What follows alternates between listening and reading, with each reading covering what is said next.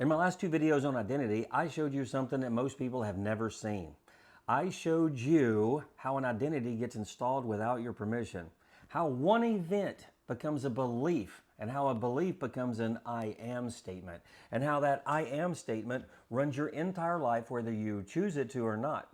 Then I showed you the engine inside identity, how to build it deliberately, how to rank your values before pressure forces the ranking, how to make the decision that cuts everything else off and starts real movement in your life. And after both of those videos, I got a version of the same message from a lot of people. They said, I get it. I know what I need to do. I've even started, but I ran into a problem. There's something wrong. It's harder than I thought it would be, and it's not coming from inside of me. It's coming from the people around me. That's what this video is all about. Because there is a cost to becoming something or someone new that nobody warns you about. So it's not internal, and it's not a discipline problem. It's not a knowledge gap problem. It's people. And if you don't understand what's happening when it starts, you may mistake it for failure. You'll think you're doing something wrong. You might even stop. I do not want that to happen to you. At some point in your life, sometimes gradually, sometimes in a single defining moment, you did something. Maybe it was small. Maybe it was repeated over time. Maybe it was just one night where you showed up in a way that didn't line up with who you actually thought you were. But other people saw it and they responded to it. They laughed. They encouraged it. They leaned into it and expected more. And just like that, a version of you was born in their minds. Not necessarily the real you, a version of you they could recognize, anticipate, and build a relationship around. Now here's something I've said before, but it matters more here than it did back then. Humans want certainty. They want to know who they're dealing with. They want to be able to predict how you're going to show up and what to expect when you walk into the room, how you're going to handle things when things get hard. So once that version of you gets established, even if it's built on something shallow or temporary or completely misaligned with who you actually are, it gets reinforced. They start to expect it. And when something is expected, it gets repeated. Not always because it's true, because it's familiar. Something subtle starts to happen. You begin performing for them. Not consciously at first, or not necessarily intentionally, but gradually you start to meet the expectation that they placed on you. You become the funny one, the wild one, the unreliable one, the one who's always does this or that. And every time you show up that way, the response from your environment strengthens it. This is what I call feeding the bear. If you feed a bear, it comes back. If you feed it consistently, it starts to expect it. And if one day you stop, if you no longer have anything to give, it doesn't just wander off, doesn't just move on and find something else, it turns on you. Human behavior works exactly the same way. If you consistently show up as the person who drinks too much, who creates chaos, who provides entertainment through poor decisions, your environment responds. People laugh. They tell stories about you. They build the relationship around that version of you. You are feeding the bear. Over time, that behavior becomes expected, not just by others, but by you too. Because the behavior doesn't just live in their minds, it lives in yours. You've been practicing it day after day without ever realizing that practice is exactly what you're doing. The repetition of living inside that role produces behavior, and behavior compounded over months and years starts to feel like a personality. It starts to feel like you, but it's not you. It's a character you've rehearsed so many times you forgot you were acting. And the proof of that is the gap. There is a version of yourself that most people carry quietly. Not the one they perform, not the one their environment has come to expect from them, the one they believe they're actually capable of being. The one that surfaces at 2 a.m. when everything is quiet and the performance for the day is over. There is a gap between those two things. Between who people think you are and who you know you could be. And that gap creates tension. There's no way around it. You cannot ignore it. You can't distract yourself from it. You can't bury it under noise and habit and routine. You also can't close it without addressing it directly. Here's what living inside that gap actually does to a person. And I've watched it up close for 30 years in thousands of people, and it's always the same pattern. It splits you. You end up carrying two identities at once that conflict. The one you're performing and the one you know you're not living. The longer you carry both, the heavier the unlived ones become. You can feel it as a low-grade frustration that never quite goes away, a restlessness you can't fully explain, a sense that something is wrong even when nothing specific is wrong. Most people call that feeling by the wrong name. They call it stress or burnout or just being tired. But I call it the cost of the gap. And the only way out of it is through it. When I talked about the decision in my last video, the cut, I said that to decide is to sever alternatives, to remove other options from the table and move forward without them. What I didn't tell you is that some of those alternatives are people. Because the role you've been playing doesn't exist in isolation, it exists in relationship to other people. They've built expectations around it. They've oriented their own behavior around who you have shown them you are. They've created a version of you in their minds and they've adjusted their lives to fit that version. So when you begin to step out of that role, when you actually start becoming something new, you disrupt the system. And systems resist disruption. Now, I have watched this play out with students for 30 years. I've watched it with adults who came to me wanting to make a real change in themselves. They'd make a decision, they'd start moving, and then, without fail, the resistance showed up. And it came from the last place that they expected. Not from inside themselves, but from the people closest to them. Now, I want to slow down here because this is the part that most people rush past. And rushing past it is exactly what gets them in trouble. When someone you care about pushes back on your change, it doesn't feel like resistance. It feels like concern. It feels like they're looking out for you. It comes wrapped in language that sounds reasonable, even loving. That's not like you. You've changed. I just don't want you to lose yourself. And because the relationship matters to you, because you've spent years inside a dynamic where managing other people's comfort felt like part of your job, that pushback kind of lands. It creates doubt. Not because the doubt is earned, but because the source of it is someone whose opinion you've learned to weigh heavily. And that's not an accident. The people who knew the old version of you have an investment in it. Not a conscious or malicious one, but a real one, because your predictability made their world stable. Your consistency, even if it was consistently self-limiting, gave them something solid to orient around. So when you change, that stability disappears, and their response to losing it will look from the outside almost identical to genuine concern. But it's not concern for you, it's discomfort about them. The distinction matters enormously because if you don't see it clearly, you will spend your energy managing their reaction when you should be using that energy to move. Now, this is where I've watched more people quit than at any other point in the process. And I want to tell you about a specific moment because it changed the way I understood everything I'm talking about in this video. I had a student, he was high ranking, one of my best. Smart kid, he had real potential. And he was just throwing it away. He was running with the wrong crowd, making bad decisions. He had a lifestyle that was quietly dismantling everything that we'd built inside my school. So I sat him down.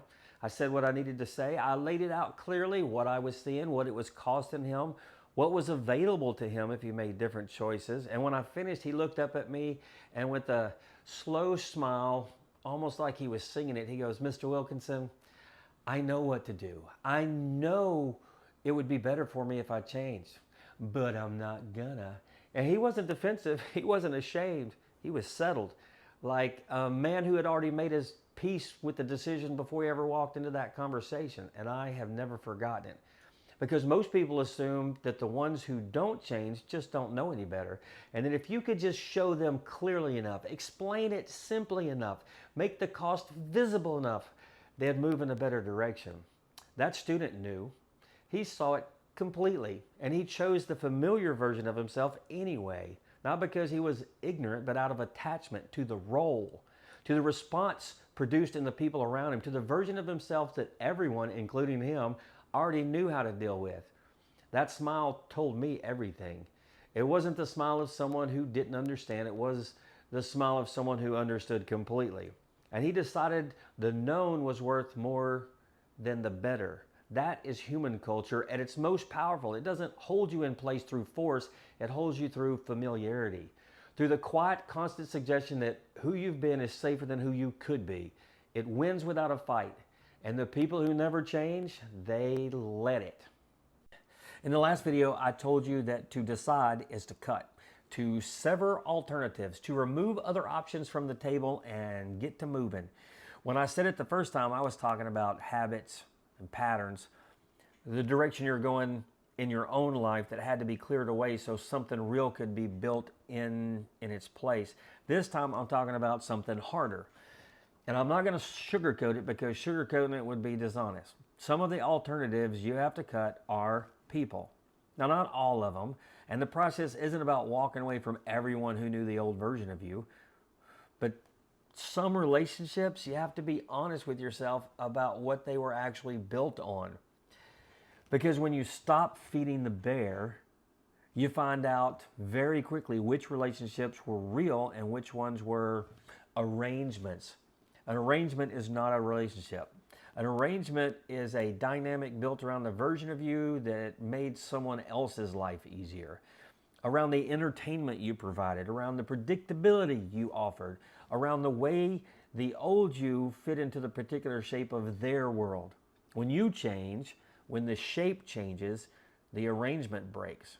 And that breakage will feel from the inside like a loss. I want you to sit with that for just a moment because it is a real loss.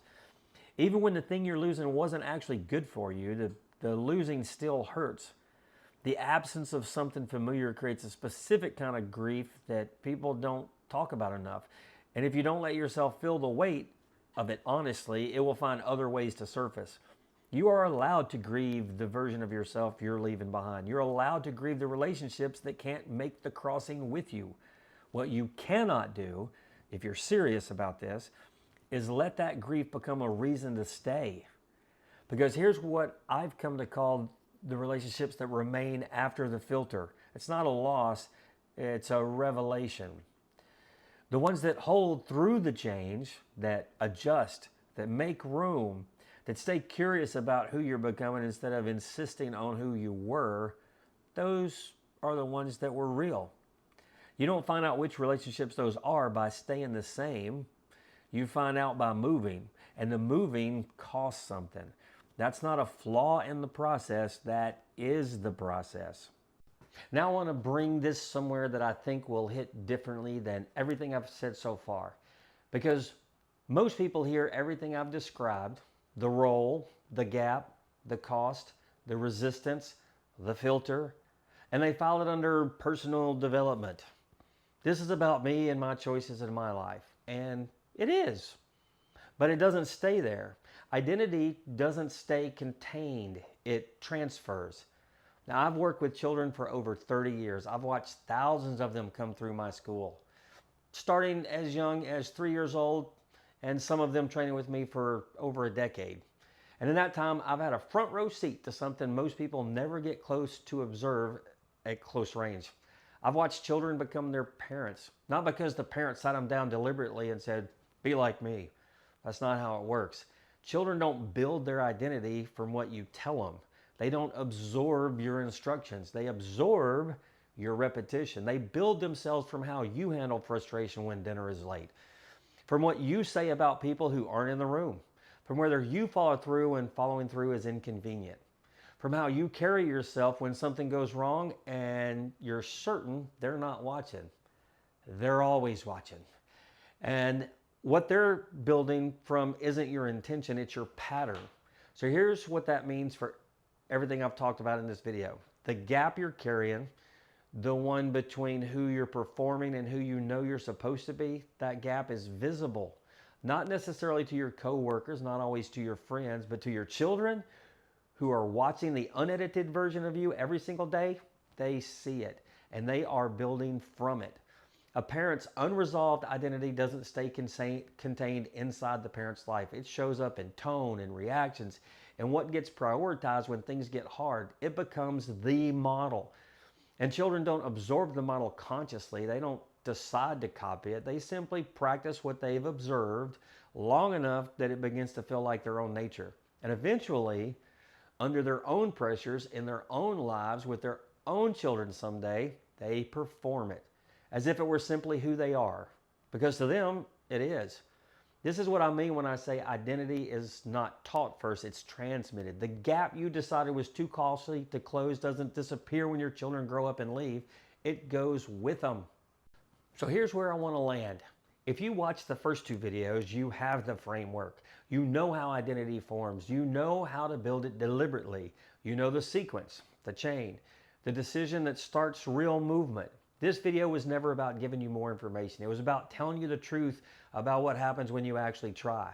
The internal work is hard, but most people find their way through it eventually. What stops them is the external pressure they didn't see coming. The people who push back, the system that resists, the quiet pull of the familiar that makes known feel safer than better. I understand the pull. I do. Known is comfortable. Known is predictable. Known doesn't cost you anything today. But known has a bill that comes due later. And it doesn't come to you. It comes to the people who are building themselves from whatever version of you shows up consistently. If you don't take control of your identity, your children will inherit your lack of control, not because you intended it, because you repeated it. Which means staying the same is not a neutral choice. It's a decision with consequences that outlive you. And so is becoming something new. The bear will eat you when you stop feeding it. The people around you will shift. Some of them will adjust, some of them won't. And the ones who won't, well, now you know what to call that. It's not a loss, it's a filter. On the other side of that filter, there is a version of you that your children can actually build from. That is worth the friction. That is worth the grief. That is worth whatever it takes. Subscribe. Foundations of Character is not just a name, it's my mission. And right now, I am actually building the foundation so you'll understand the character. I'm Scott Wilkinson. I'll see you in the next one.